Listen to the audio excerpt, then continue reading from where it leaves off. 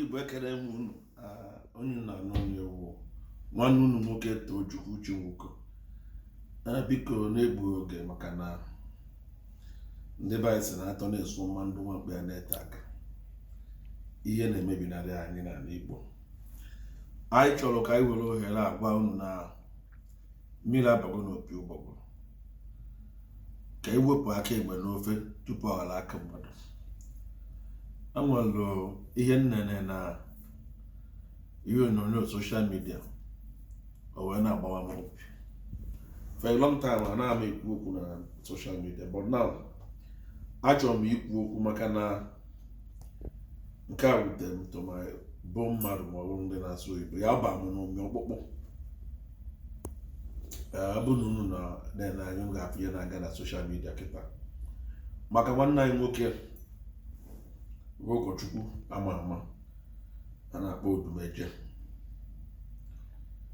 Etu esi wee wakpo etikpọ ụlọ ụka ya ebe ọ na-aka ụka anọ n'elu na ya na-etikpọ ụlọ ụka ya. Ndị mmadụ onye nchekwa obodo onye ọrụ a bụ echekwa anọ na-etinye ihe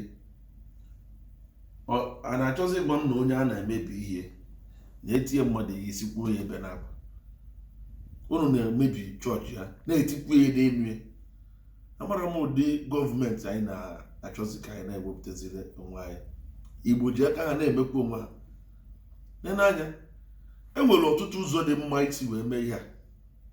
Ọ bụ na ihe a tikpọ na atụrụ ụlọ mmadụ ikekwa na unu si na alụrụ ya n'ebe dị aṅaa izitere ndị ozi akpọ na ya bịa n'ụlọ ọrụ n'ebe dị etu a akọwala ya na ihe dị etu a si etu a dị ma ọ makwa maka onye a bụrụ anụmanụ ọ mmadụ ka ọ bụ and ebe ahụ ọ lụrụ ụlọ ahụ ọ bụrụ onye Ọnịcha o goli ego ya onye ụdị ihe dị etu a dị.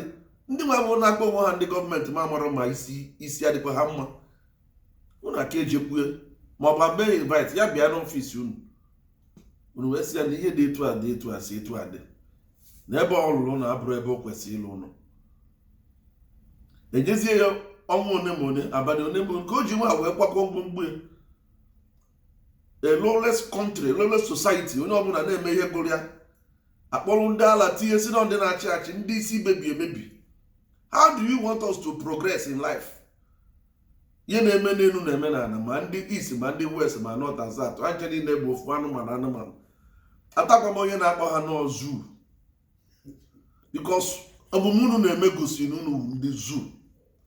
Ọ bụrụ ịchọ emebi na ihe na-eme na western world sọsọ na mmadụ tinyelu onye mmadụ na ọchịchị onye a na-eme ihe na-adịrọ mma asị ya na onye o tinyere na ihe ome adịrọ mma ọ sị na ihe ome dị mma. Ndị niile na-achị achị onye ọbụla resign na ya na-aza alụ ọ sị na ọ ga-anọgide before 24 hours ya majila aka tendapụgo na ya na-aza achị. Etu esi eme ọchịchị ịma mbe na-emegbu ndị na-achị ihe a kpọrọ gị ka echiri anyị duru anyị jee ebe anyị ga-enweta olileanya ị na-emebisi ihe mmadụ. M egosi unu etu esi wee destroy ya property this man na-egosi unu etu esi wee kọọ ya ihe na bie ọsụkwa ndị Igbo ọsụkwa mmadụ a pure citizen of Nigeria ka ị ga na-etreat as if no an animal is total wrong. Mụnwa bụ Tochukwu na-akọndem ọ dịrọ mma ọ jụrụ ntị njọ. Anara m eji ụka Odumeje amara m ya ọfụma mana akpọ m ihe anụ ma emere asị. It's not a way to treat something. Ndị ugwu ama mmiri onye ọbụla na ugwu Hausa onye ọsọ ya bụrụ anaghị m ekwu okwu ụkọchukwu ama mme onye ọbụla na ugwu Hausa ma ọ bụ n'obodo Yoruba etu a na benni ya n'Igbo kedụzi ebe anyị anọ ọ chọọ ya chụpụkwa mmadụ benni ya chụkwue ma na ikwu nne kedu ihe ọnwụ gwuchiwe kedu ebe anyị na-etinye isi kedu ebe edu anyị eje.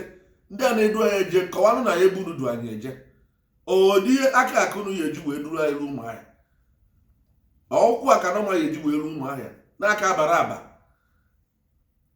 isowudo wee damejibe ihe niile mmadụ nwere. Puku isaa na-abụ n'anya na ọ bụrụ ihe a kpọrọ ka ị bịa bi ya. Ọ bụrụ na ị na-anya na ọ na-agbagwoju gị anya mmadụ ịghachi ilituo kpọọ ndị akpọ gị na ha lụọ sị na ọ ga-agbagwoju gị aka ilituo. That church had been there for years. Nwaanyị oge eje bụrụ ya maka ị ga-eji wee mụọ ọrụ iwe kutuo n'ụka mmadụ without notice without compensation. Is it how things have been done? kedu ndị na-emeli ihe a?